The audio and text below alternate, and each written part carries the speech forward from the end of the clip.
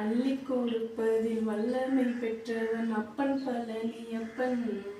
இங்கு அச்சம் தவிர்ப்பவன் ஆறுதல் சொல்பவன் அப்பன் பழனியப்பன்.